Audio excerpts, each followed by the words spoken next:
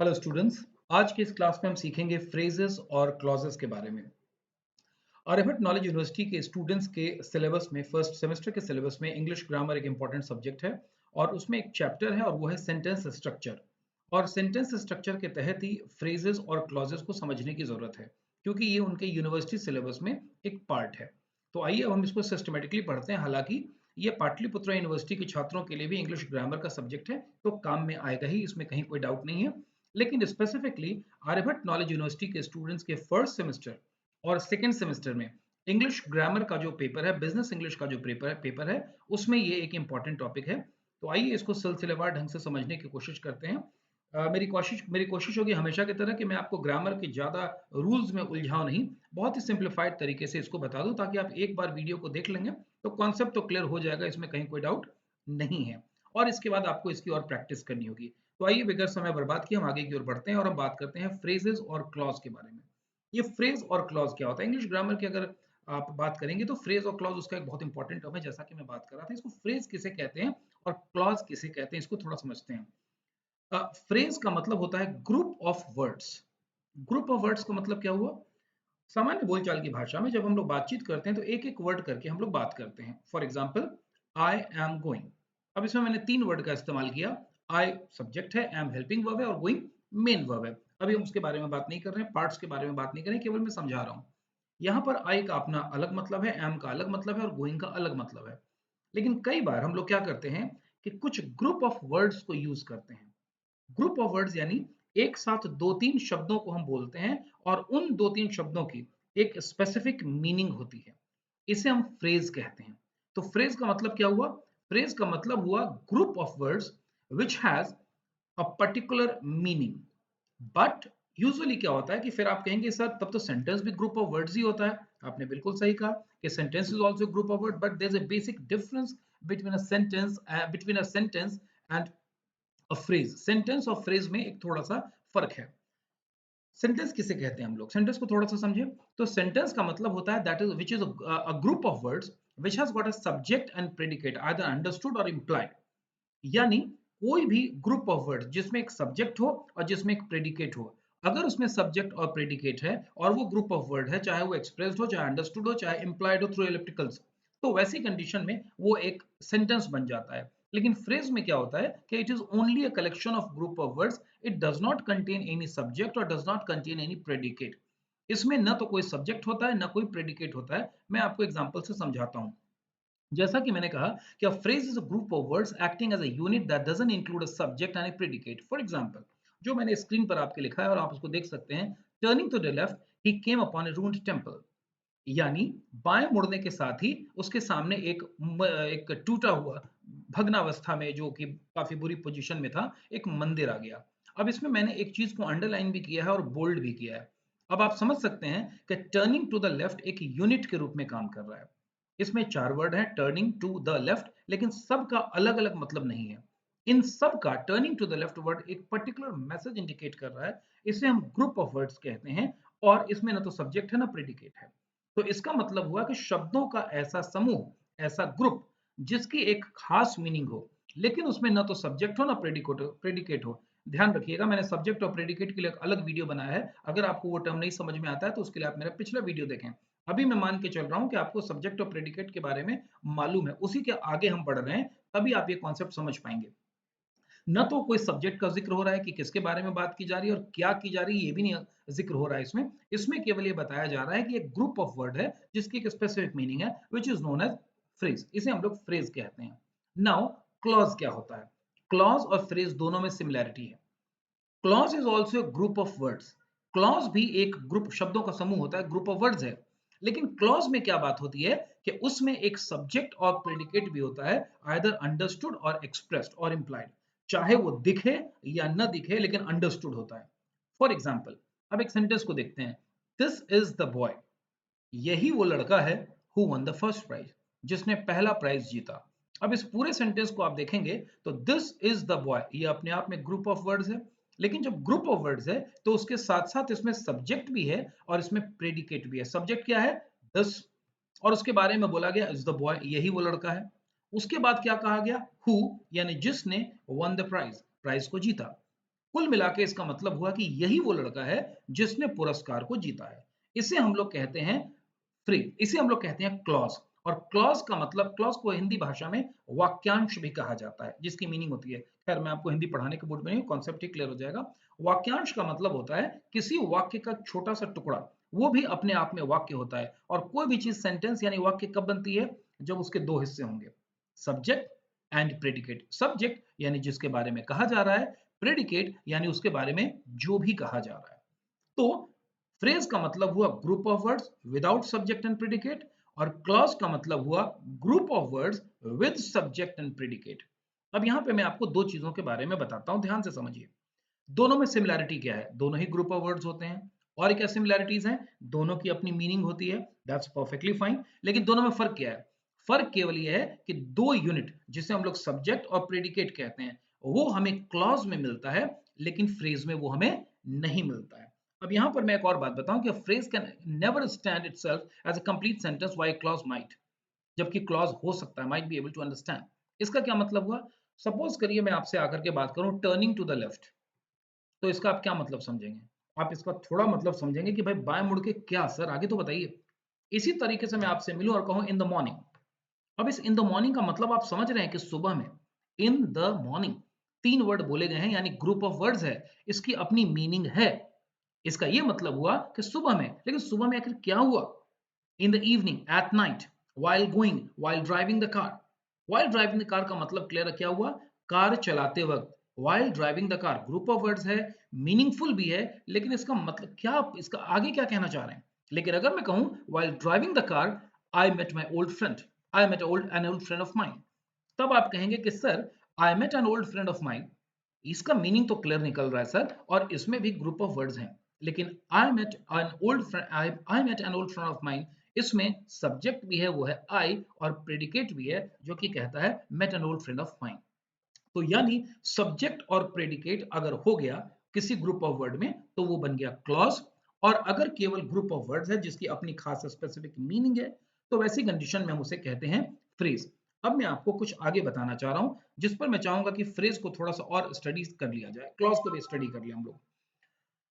Clause, जिसके जैसा कि मैंने आपको बोला कि ग्रुप ऑफ वर्ड्स है और मीनिंगफुल है, सब्जेक्ट और प्रेडिकेट होगा। There are different kind of clauses. Clause कई तरह के हो सकते हैं, क्योंकि आपसे क्वेश्चन पूछा जा सकता है यूनिवर्सिटी एग्जाम में, how many kinds of clause are there and define them, explain them, what is the difference between both. तो दो तरह के क्लॉज हो सकते हैं। एक क्लॉज होता है इंडिपेंडेंट क्लॉज, और दूसरा क्लॉज होता है डिपेंडेंट क्लॉज। इंडिपेंडेंट और डिपेंडेंट से क्या मतलब है? मैं थोड़ा आपको पिछले एग्जाम्पल की तरफ लेके चलता हूं। This is the boy who won the first prize, इसमें कितने सेंटेंसेस हैं?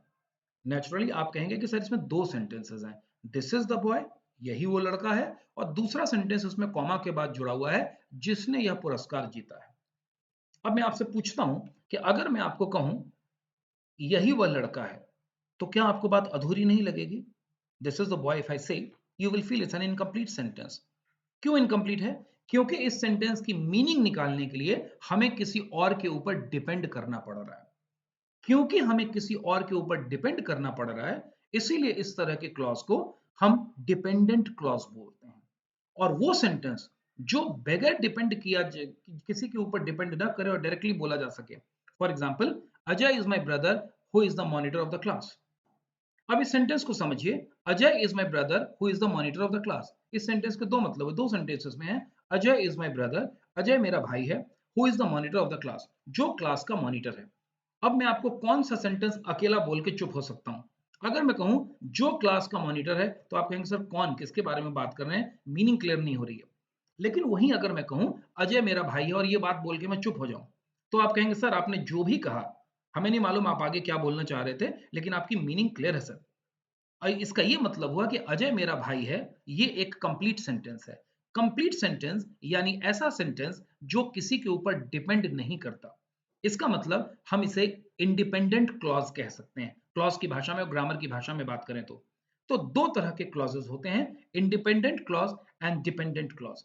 इंडिपेंडेंट को हम प्रिंसिपल क्लॉज के नाम से भी जानते हैं, कई ग्रामर की किताबों में इसे मेन क्लॉज भी कहा जाता है, तो आपको घबराने की जरूरत नहीं है, तीनों क्लॉज एक ही हैं, इंडिपेंडेंट क्लॉज, मेन क्लॉज या प्रिंसिपल क्लॉज। ये कौन सा क्लॉज होता है?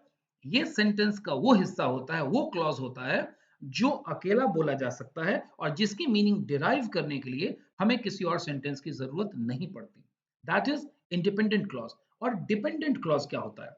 डिपेंडेंट जैसा कि नाम से ही पता चलता है, जिसे इंडिपेंडेंटली यानी अकेले नहीं बोला जा सके। जैसे आप जो हैं, आप अभी डिपेंडेंट हैं, आप इंडिपेंडेंट नहीं हैं। आप अपने परिवार चलाने के लिए, अपने खाने पीने के लिए, अपने रहने के लिए अपने फादर, अपने पेरेंट्स पर डिपेंड करते हैं। लेकिन आपके पिताजी और माताजी हो सकता है इंडिपेंडेंट हो, वो खुद ही कमाते हैं, किसी से पूछते नहीं हैं। लेकिन अगर आपके पिताजी भी दादाजी पर डिपेंड करते हैं कि दादाजी पैसे देंगे तब परिवार चलेगा, तो आपके पिताजी भी इंडिपेंडेंट नहीं हुए, फिर वो भी डिपेंडेंट हुए। तो इंडिपेंडेंट का मतलब होता है जो अलग है, और डिपेंडेंट का मतलब होता है जो आश्रित है। तो डिपेंडेंट क्लॉज को हम सबऑर्डिनेट क्लॉज भी बोलते हैं, और कई जगह कई ग्रामर की किताबों में इसे सेकेंडरी क्लॉज के नाम से भी जाना जाता है। डिपेंडेंट क्लॉज क्या होता है? ये वो क्लॉज है, dependent clauses are the clauses that subordinates to something else, usually an independent clause, or depend on it for its meaning. Usually ये किसी dependent clause पे depend करते हैं और meaning निकालते हैं। For example, मैं क्या कहना चाह रहा हूँ, मैंने अभी आपको एक example दिया, Ajay is my brother who is the monitor of the class। इसका पूरा मतलब हुआ कि अजय मेरा भाई है जो कि क्लास का मॉनिटर है, जो कि क्लास का मॉनिटर है। इसका मतलब क्या हुआ? इसका मतलब ये हुआ, इसका मतलब ये हुआ कि अजय मेरा भाई है जो क्लास का मॉनिटर है। अब मैं कौन सी बात है जो इंडिपेंडेंटली बोल सकता हूं? तो आप कहेंगे कि अजय मेरा भाई है, ये आप इंडिपेंडेंटली बोल सकते हैं सर, ये इंडिपेंडेंट क्लॉज हुआ। Who is the monitor of the class, इसकी मीनिंग निकालने के लिए हमें पहले सेकंड को सेंटेंस को देखना पड़ेगा कि सर पहले आपने क्या कह दिया। तो पहले मैंने बोला कि Ajay is my brother who is the monitor of the class. तो who is the monitor of the class dependent clause हो गया, और डिपेंड जिस पर वो क्लॉज कर रहा है वो क्लॉज इंडिपेंडेंट क्लॉज हो गया, यानी मेन क्लॉज हो गया, यानी प्रिंसिपल क्लॉज हो गया। आई होप ये टर्म क्लियर है। फिर से मैं बता दूं, मैंने आपको बताया कि इंडिपेंडेंट क्लॉज को हम प्राइमरी क्लॉज भी बोलते हैं और मेन क्लॉज भी बोलते हैं। दूसरा क्लॉज होता है डिपेंडेंट, जो किसी के ऊपर डिपेंड करता है, उसे हम सेकेंडरी क्लॉज भी बोलते हैं और सबऑर्डिनेट क्लॉज भी बोलते हैं। अब थोड़ा सा आगे हम लोग देखते हैं। डिपेंडेंट क्लॉज का एक एग्जांपल लेता हूं। बिकॉज सिमेजियंस work hard they get good job offers. क्योंकि सिमेजियंस कड़ी मेहनत करते हैं, इसलिए उन्हें अच्छे जॉब ऑफर मिलते हैं। अब अगर मैं आपको केवल बोल दूं बिकॉज सिमेजियंस वर्क हार्ड, क्योंकि सिमेज के बच्चे कड़ी मेहनत करते हैं, तो आप कहेंगे हाँ क्या, इसका क्या मतलब हुआ? यानी ये एक डिपेंडेंट क्लॉज है। इसका दूसरा हिस्सा है दे गेट गुड जॉब ऑफर्स, वो इंडिपेंडेंट है, ये मैं अकेला बोल सकता हूं। When the storm started, she was at the store. जब आंधी बरसात वगैरह टाइप का माहौल शुरू हुआ, स्टॉर्म स्टार्टेड, आंधी शुरू हुई, she was at the store. मैं कौन सी बात आपको अलग से बोल सकता हूं? अगर मैं बोलूंगा when the storm started, तो आप कहेंगे हाँ तो फिर क्या हुआ। लेकिन अगर मैं कहूँ she was at the store, तो आप कहेंगे अच्छा जी ठीक है, ये बात इंडिपेंडेंट है, अपने आप में बोली जा सकती है। तो when the storm started, ये डिपेंडेंट क्लॉज हो गया। Bobby wore the coat that I gave him।